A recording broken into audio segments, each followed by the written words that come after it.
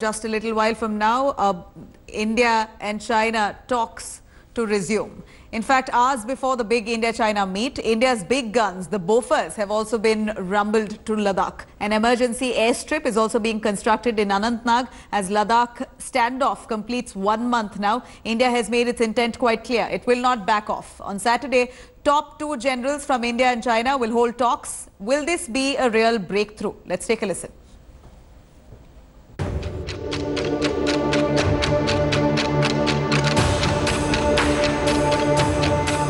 If you didn't think the Ladakh standoff was serious so far, perhaps these images will convince you. Army Bofors guns making their way to the China border in Ladakh. Images that confirm the temperature of the situation. But what you're looking at is the Indian Army mirroring China's own mobilization. India matching China troop for troop and gun for gun.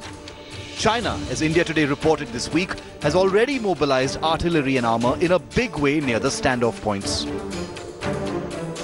Now we are seeing that the Bofors artillery is being transported for the forward posts on line of control to challenge any kind of aggression by China. And also not only that, but also an emergency landing strip is being developed here in the Kashmir on National Highway 44 near Bijbehara, which the work on which has been initiated on the fast track for last many days, so that the landing facility for the jets could be available here in Srinagar.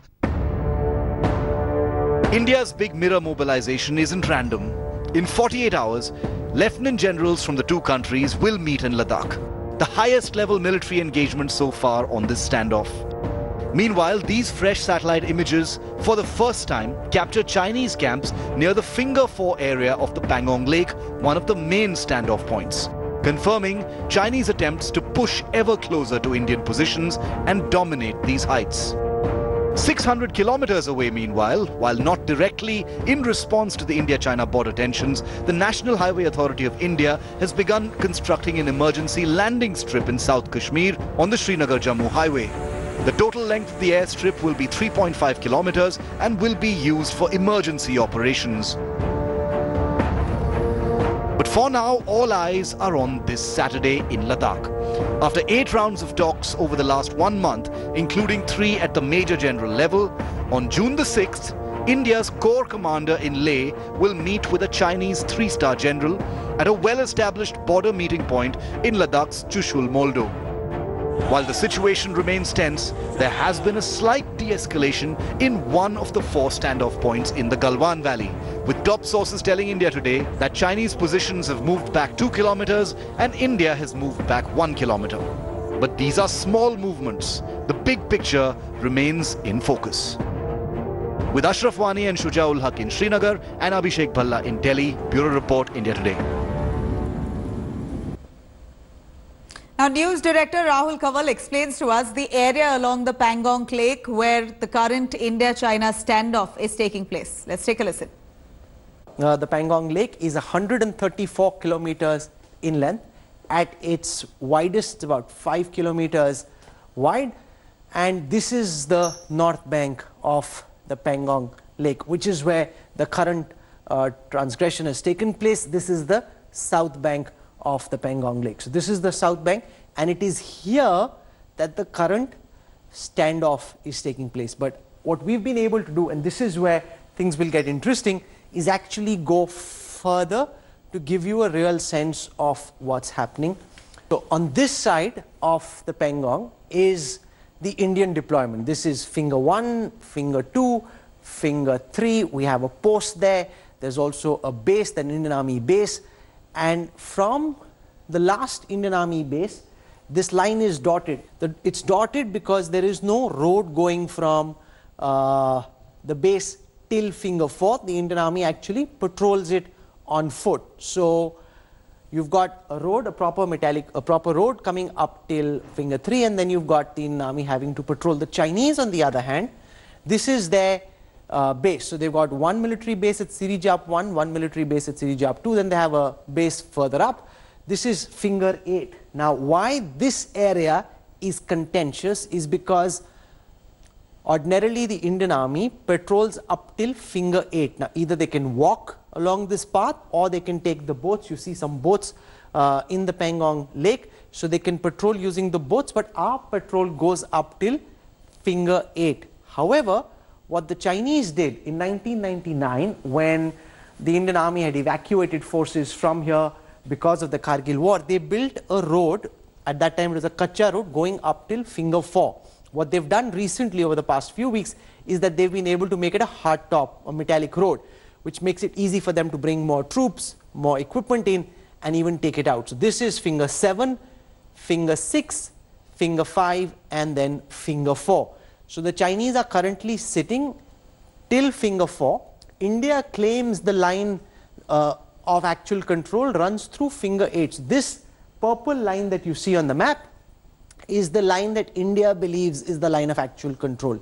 This other purple line is the line that China believes is the line of actual control. So this area in the middle is the disputed area, which is what the confrontation is currently all about, because we claim that the line runs up till here, the Chinese claim the line runs up till here, and as a reality, they're currently sitting up till finger 4, which disallows Indian patrols from going further. So that's broadly the lay of the land. Now, since the standoff in Ladakh, there has been quite some clamour to boycott Chinese goods. While the larger economic ban on Chinese products may not be feasible, on the tech front, Chinese apps have begun to be downgraded. From TikTok to Hello, all have fallen on the popularity charts.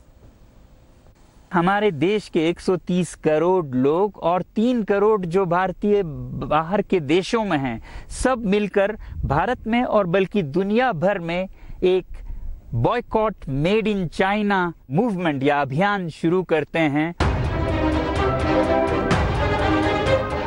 India's boycott China movement. Celebrities started it. I think I won't be using it because, you know, when I saw that Sonam Wangchuk's video, he was correct. I totally agree with him that we should, you know, reduce our dependency on all of these Chinese products. Masses are taking it forward. A month after China displayed its aggressive posturing in Ladakh, Indians have retaliated. On their immediate firing line are China's most popular digital assets. Already accused of hosting content aimed at exploiting religious sentiments during the pandemic, TikTok appears to have finally borne the brunt of rising anti-Chinese sentiments in India. Data from Finland-based mobile ranking platform AppFollow indicates the Chinese short-form video app has dropped to number 10 from 5 in a month. Among Android users, TikTok fell from 3rd to 5th slot. Another popular Chinese application, ShareIt, also declined on Android phones from number 11 earlier to number 16 now. The same with Hello. This fast-growing Chinese content sharing and social network application moved down from 30 to 42 on iPhone handsets. On Android, Hello is out of the top 10 category of free apps, ranked at number 12 from 8 earlier. People have also called for boycott of Chinese goods, and there is a movement to uninstall Chinese applications from their smartphones. This uninstallation of applications is primarily due to rising awareness of privacy and the overall, space of cyberspace and data, the role of data in national security. This change in user behavior, this change in user preference actually gives an opportunity for Indian companies to acquire users at a much faster pace now, primarily because the cost of user acquisition will go down. That said, lesser-known Chinese applications, ironically, grew in the Indian market during the same period. Live streaming platform Bingo Live and Likee, a new Chinese rival of TikTok, has jumped the popularity charts. Users beware. India Today's open source investigation has noticed a disturbing pattern in Chinese downloads. Our comparative analysis of Play Store information reveals startling facts. Most of the popular Chinese apps seek a lot more permissions during installation than their non-Chinese counterparts. Sample this. China's TikTok requests around 30 permissions compared to its German counterpart Dubsmash's 19 and the Scandinavian Funnymate's 13 requests. TikTok also requests location data. Blockbuster Chinese games like PUBG and Clash of Kings also seek more permissions than their closest rivals. From e-commerce, online tutorials, education, communication apps, finance, share trading and so forth, Chinese bigwigs have made key investments in nascent startups, unicorns and established firms out of India in a matter of years. Hello everyone, this is Rahul Kamal here. Hope you enjoyed this video. For the latest news and analysis, like and subscribe the India Today YouTube channel and don't forget to press the bell icon to stay updated.